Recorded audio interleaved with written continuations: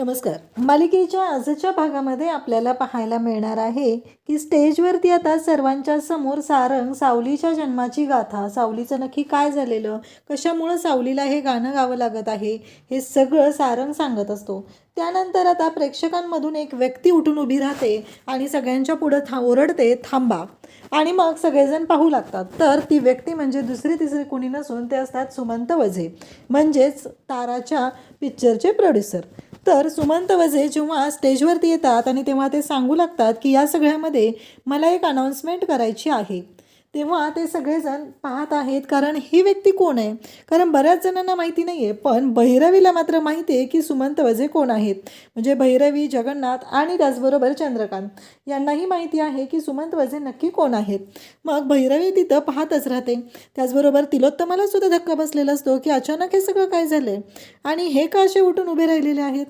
सगळ्यांसाठीच हा मोठा धक्का असतो. सुमंत वझे स्टेजवर येतात. तारा म्हणते की आता हे का आले. ताराला तर भीती वाटायला लागलेली असते की अरे आपल्याला तर पिक्चर मिळालेला आहे आणि आता तोही जाणार आहे. एकतर हे गाणं तर मला गायचंच नव्हतं, यांच्या सगळ्यांच्या जबरदस्तीमुळे हे सगळं करावं लागलं आणि आता माझं स्वप्नसुद्धा अधुरं राहणार आहे असं तिला वाटत असतं. तेव्हा मात्र सुमंत वझे स्टेजवरती येतात आणि ते सांगू लागतात की तारा ही एकट्या भैरवीची मुलगी नाही आहे, तर तारा ही माझी मुलगी आहे. ताराचा मी बाबा आहे. आणि मग ते सांगत असतात की काहीही झालं, आत्ता हे सगळं जे काही घडत आहे याचा ताराशी काहीही संबंध नाही. कारण ताराला यातलं काहीच नाही आहे माहिती, कारण तिला जबरदस्ती या सगळ्या गोष्टी कराव्या लागत आहेत असं ताराच्या बाबांनी सांगितल्यामुळं सगळेजण पाहतच राहतात. जयंतीसुद्धा तिथं असते. सगळ्यांनाच धक्का बसलेला असतो की ह्या सगळ्या गोष्टी काय आहेत, या सगळ्याचा अर्थ काय आहे, हा एकच प्रश्न सर्वांच्या समोर असतो. त्यानंतर आपल्याला पाहायला मिळतं की जेव्हा हे सगळं चालू असतं तेव्हा सावलीसुद्धा पाहत असते. कारण जेव्हा या गोष्टी घडत होत्या तेव्हा तारा आणि सावली दोघीही खूप लहान होत्या. त्यांना त्यातलं एवढं काही कळत नव्हतं. त्या दोघींनाही माहिती नव्हतं कशामुळे ह्या गोष्टी घडत आहेत. ह्या सगळ्या गोष्टी त्यांच्यासाठी नवीनच होत्या. परंतु आता तारा मात्र रडायला सुरुवात करते. तिला कळतच नाही आहे की हे सगळं काय होतं आहे. म्हणजे माझे बाबा, इतके दिवस झालं मी ज्यांचा शोध घेत होती ते माझे बाबा, असं म्हणत तारा इकडे रडायला सुरुवात करते. ताराला धक्का बसलेला असतो. तारा म्हणत असते की काय आहे हे सगळं.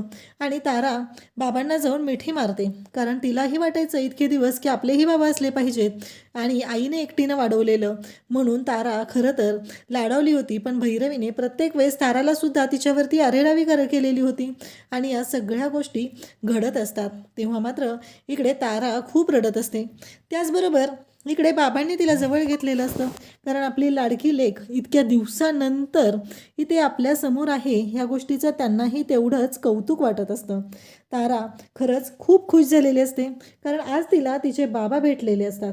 सगळेजण पाहत असतात, कारण राजकुमार त्याचबरोबर इकडे अमृता ह्या दोघांनाही खरं तर हे सगळं जे काही पुढं चालू आहे ना, ह्या सगळ्याचा तिथं आलेल्या सगळ्या लोकांना धक्काच बसलेला असतो.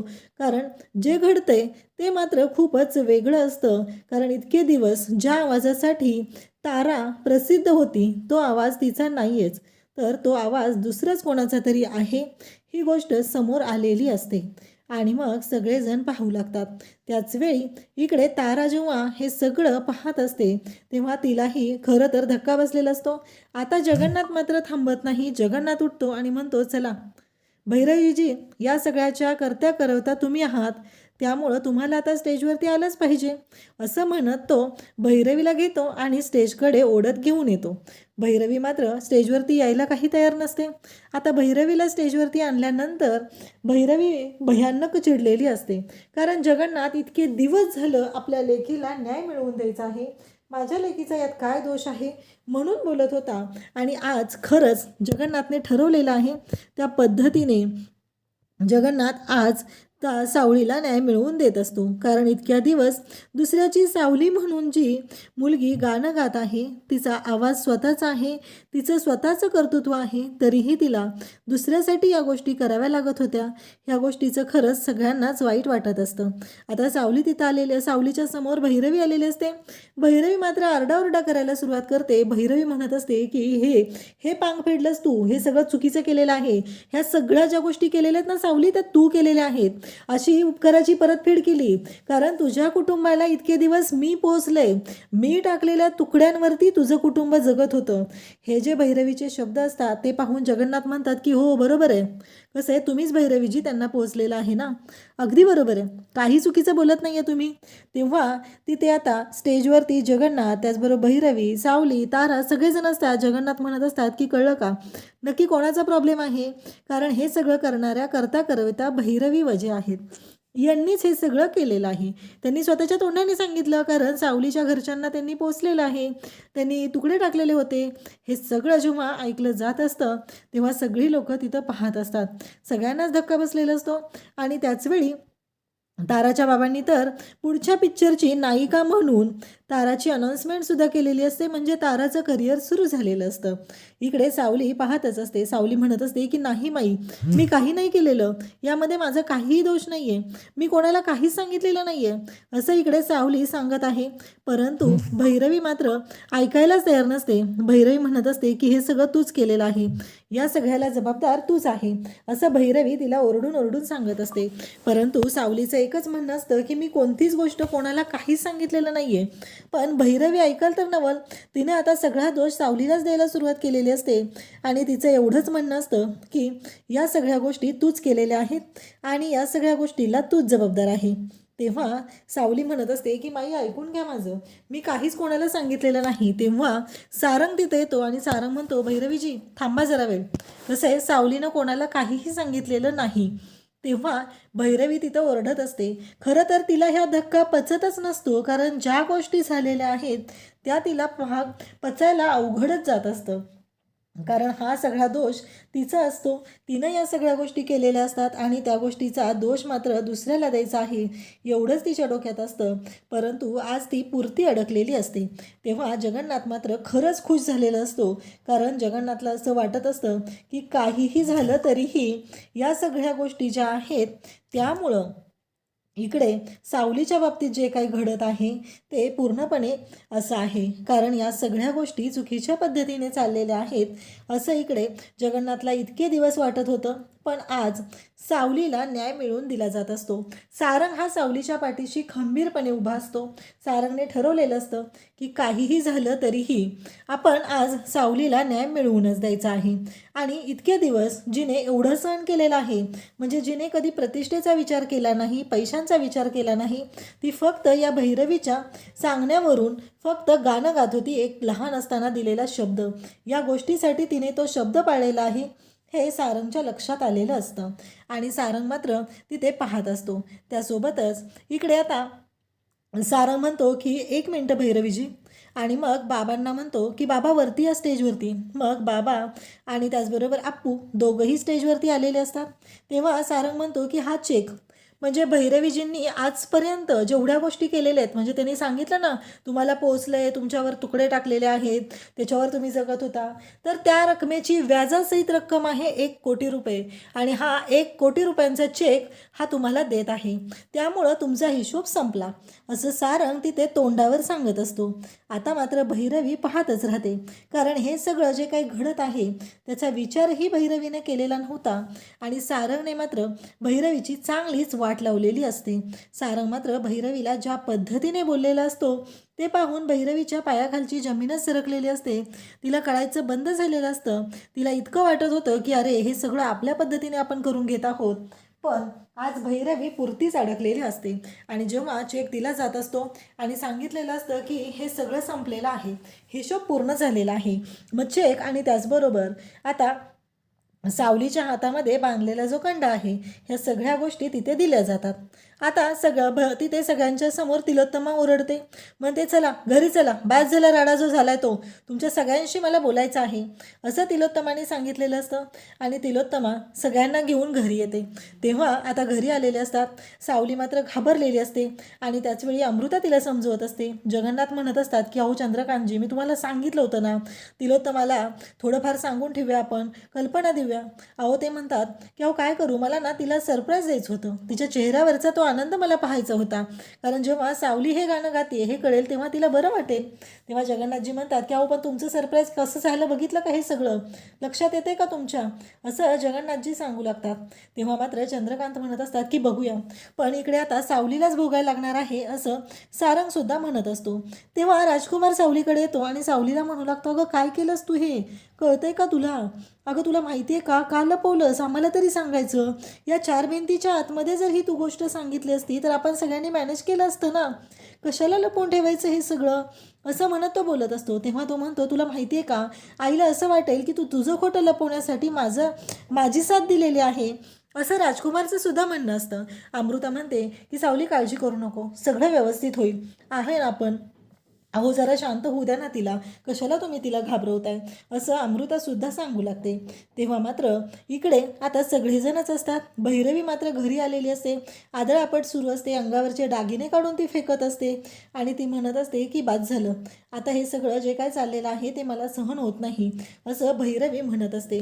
त्याचबरोबर तारा तिथं आलेली असते आणि तारा म्हणते, मम्मा शांत हो ना, तुला मी किती वेळा सांगितलं होतं बास कर म्हणून, तर मी गाणं न गाण्याचा निर्णय घेतलेला होता, पण तुला ऐकायचंच नव्हतं ग माझं, तुला प्रत्येक वेळेस असं वाटत होतं ना, बघ आता हे सगळं काय होऊन बसलेलं आहे आणि या सगळ्या गोष्टी कशा झालेल्या आहेत, लक्षात येते का तुझ्या, असं म्हणत आता इकडे बोलणं सुरू झालेलं असतं. तेव्हा भैरवी म्हणते, बाद झालं, तू गप्प बस, तू काही बोलू नकोस, कारण तुला असं वाटत असेल, पण एक गोष्ट लक्षात ठेव, हे सगळं तुझ्यामुळं झालेलं आहे, या सगळ्या गोष्टीला तू जबाबदार आहेस, कारण मी सांगितलं होतं इतके दिवस मी माझ्या परीने सगळ्या गोष्टी मी मॅनेज करत होते, तेव्हा नाही प्रॉब्लेम झाला, आताच का प्रॉब्लेम झाला, असं म्हणत भैरवी आता दोष देत असते. तेव्हा सोहम म्हणतो, बाद झालं, आणि तारा तू पण बस कर, कारण तू ही गोष्ट मला सांगायला हवी होती, एक नवरा म्हणून तुला कधी वाटलं नाही आहे, तेवढा विश्वास ठेवू वाटला नाही आहे माझ्यावरती, मी केलं असतं ना मॅनेज, मी बघितलं असतं काय करता येईल, का केलंस तू असं, असं म्हणत आता सोहमसुद्धा ताराला ओरडत असतो. भैरवी पण ओरडत असते. ताराला कळतच नसते की तिचं काय चुकलंय, कारण तिला इतके दिवस तिच्या आईनं जे वागायला लावलं ते ती वागलेली आहे आणि इकडे तिचा काही दोष नाही आहे, तिला लहानपणापासून गाणं गायचंच नाही आहे आणि ह्या सगळ्या गोष्टी घडत असतात. तारासुद्धा घाबरलेली आहे आणि तारा आता विचार करत असते की काय करू, या सगळ्यातून कसा मार्ग काढू, कारण हे सगळं प्रकरण जे आहे ते वेगळ्याच वाटेवर चाललेलं दिसत असतं. आणि इकडे मात्र आता सोहम ताराला म्हणत असतो की बाद झालं, बंद कर हे सगळं आता, असं म्हणत सोहम तिला घेऊन आता घराकडे निघणार असतो. कारण सोहमलाही माहिती आहे की ज्या गोष्टी घडलेल्या आहेत त्या भयानक पद्धतीने जरी झालेल्या असल्या तरीही त्याच्यामध्ये कोणाचा दोष आहे हे शोधून काढावंच लागणार आहे. कारण या सगळ्यामध्ये भैरवीचा जरी दोष असला तरीही गोष्टी प्रत्येकाने प्रत्येकापासून लपवलेल्या आहेत. इकडे अमृता सावलीला म्हणत असते की काळजी करू नकोस, आम्ही दोघं तुझ्याबरोबर आहोत आणि आपण सगळेजण मिळून आईंची समजूत घालूया.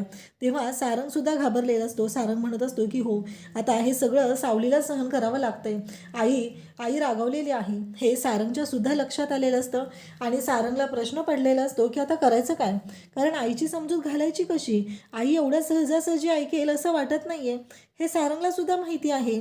तेव्हा जगन्नाथ त्याचबरोबर सगळेजण तिथं असतात. सावली तिथे येते आणि सगळ्यांची माफी मागू लागते. सावली म्हणते की मला माफ करा, माझ्याकडनं चूक झालेली आहे, मी हे सगळं असं करायला नको होतं, असं म्हणत सावलीने आता माफी मागितलेली असते आणि सावली म्हणत असते की खरंच माझं चुकलेलं आहे, असं म्हणत सावली सगळ्यांची माफी मागत असते. तेव्हा मात्र इकडे तिलोत्तमा तिथे येते आणि म्हणते, आता माफी मागून उपयोग काय आहे, कारण जेव्हा माफी मागायला पाहिजे होती, जेव्हा सगळं सांगायला पाहिजे होतं तेव्हा सांगितलेलं नाही आहे, आता सांगून उपयोग काय आहे, असं म्हणत तिलोत्तमा आणखीनच ओरडायला सुरुवात करते. तिलोत्तमाला खरं तर राग आलेला असतो, ह्या गोष्टी पटलेल्या नसतात, का लपवून ठेवलं माझ्यापासून, आणि सारंग तू का लपवले त्या गोष्टी माझ्यापासून, असं म्हणत तिलोत्तमा ओरडायला सुरुवात करते. तेव्हा मात्र इकडे चंद्रकांत म्हणू लागतात, जर या सगळ्यासाठी तू त्या दोघांना दोष देत असतील तर या सगळ्यामध्ये दोषी मी पण आहे, या सगळ्यामध्ये दोष माझा पण आहे, असं इकडे ते म्हणू लागतात. तेव्हा इकडे तिलोत्तमा म्हणू लागते की तुमचा कसा दोष आहे या सगळ्यामध्ये, म्हणजे मला कळतच नाही आहे, मला जरा नीट सांगाल का, काय आहे तुमच्या सगळ्या म्हणण्याचा अर्थ, असं जेव्हा बोललं जातं तेव्हा इकडे आता तिलोत्तमाला ते सांगू लागतात की हे बघ, मागं तुला आठवतंय का, म्हणजे भैरवीने एक कार्यक्रम ठेवलेला होता आणि त्या कार्यक्रमामध्ये सगळा प्रोग्राम ठेवलेला होता आणि त्या कार्यक्रमामध्ये सगळ्यांना आपल्याला तिथं बोलवलेलं होतं. तेव्हा ते म्हणू लागतात की हो बरोबर आहे. ती म्हणते की हो बरोबर आहे. मग ते ऐकल्यानंतर ते म्हणू लागतात, तुला आठवत आहे ना, मग सारंग तिथं आलेला नव्हता आणि मग सारंगचा मला कॉल आला. मग मी उठून बाहेर गेलो सारंगसोबत बोलण्यासाठी. आणि जेव्हा मी सारंगसोबत बोलण्यासाठी बाहेर गेलो आणि रेंज नव्हती आणि तेवढ्यातच मला सावली गाताना ऐकायला दिसली, तिथं ऐकायलाही आलं आणि मला ती दिसली पण. तेव्हा मला धक्का बसला. मला काहीच कळत नव्हतं की हे सगळं काय चाललं आहे, म्हणजे ह्या सगळ्या गोष्टी काय होत आहेत, या सगळ्याचा अर्थ काय आहे, मला कळतच नव्हतं असं ते सांगू लागतात. तेव्हा मात्र इकडे तेवढ्यात तिथे जगन्नाथजी आलेले असतात. जगन्नाथजी येतात आणि त्यांनी मला सांगितलं की नक्की गोष्टी काय झालेल्या होत्या, कारण सावलीच्या बाबतीत काय झालेलं होतं, या सगळ्यामध्ये कोणाचा दोष आहे, हे सगळं मला जगन्नाथजींनी सांगितलं, म्हणून या गोष्टी माझ्या समोर आलेल्या आहेत असं त्यांचं म्हणणं असतं. आणि हे ऐकल्यानंतर मात्र आता इकडे पाहतच राहते ती म्हणजे तिलोत्तमा. याचा सगळ्याचा अर्थ काय, तुम्ही माझ्यापासून या गोष्टी लपवून ठेवलेल्या आहेत असं म्हणत तिलोत्तमा खूप चिडलेली असते. ती म्हणत असते की का केलं तुम्ही असं, का लपवून ठेवल्या माझ्यापासून गोष्टी, का सांगितलं नाही मला, असं म्हणत तिलोत्तमा विचारू लागते. परंतु जगन्नाथजींनी ह्या सगळ्या गोष्टी मला सांगितल्या, कारण तेव्हा माझ्या मनातही तेवढाच राग होता. मलाही ह्या गोष्टी पटलेल्या नव्हत्या, कारण मला असं वाटत होतं की सावलीनं आपल्या सगळ्यांना फसवलेलं आहे. परंतु सावली तर तिच्या कुटुंबासाठी हे सगळं करत होती आणि सावली त्या वचनामध्ये अडकलेली होती, म्हणून हे सगळं झालेलं आहे असं जेव्हा सांगितलं, मला सगळी कल्पना आली, सगळ्या गोष्टी मला क्लिअर झाल्या.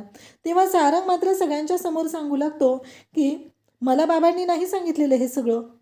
आता मात्र सगळ्यांना धक्का बसतो की मग सारंगला कसं कळलं. सावलीसुद्धा विचार करू लागते की मग सारंगला कसं कळलं. तर सारंग म्हणतो की मला साक्षात श्री विठ्ठलाने येऊन सांगितलेलं आहे. आता मात्र सगळेजण पाहू लागतात की साक्षात विठ्ठलाने सांगितलं म्हणजे काय, याचा काय अर्थ आहे. आणि मग सगळेजण पाहतच आहेत. आणि त्याच वेळी आता इकडे सावलीला सुद्धा धक्का बसलेला आहे. तर उद्याच्या भागात आपल्याला पाहायला मिळतं की सोहम ताराला घेऊन घरी आलेला असतो. आणि सोहम जेव्हा ताराला घेऊन घरी येतो तेव्हा मात्र आता तिथे भैरवी तिथे तिलोत्तमा असते आणि तिलोत्तमा म्हणते की आत्ताच्या आत्ता तुझ्या बायकोला इथून जायला सांग, कारण मला असं वाटते की तिने इथे थांबायची अजिबात गरज नाही, कारण तिचा या कुटुंबाशी काहीही संबंध नाही. ना ती प्रसिद्ध गायिका होती, ना तिने या घरासाठी काही केलेलं आहे, किंवा तिनं खरं बोललेली आहे. हे सगळं जेव्हा घडत असतं तेव्हा मात्र खरं तर सोहम त्याचबरोबर सगळ्यांनाच धक्का बसलेला आहे, कारण अचानक तिलोत्तमाने जो निर्णय घेतलेला आहे त्यामुळं मात्र सगळेजण पाहतच राहतात. आता सावली कशी समजूत घालेल आणि त्याचबरोबर ताराला सुद्धा त्या घरामध्ये कसं ठेवलं जाईल हे आपल्याला पुढे पाहायला मिळणार आहे. अशाच अपडेटसाठी चॅनलशी कनेक्ट राहा. थँक्यू.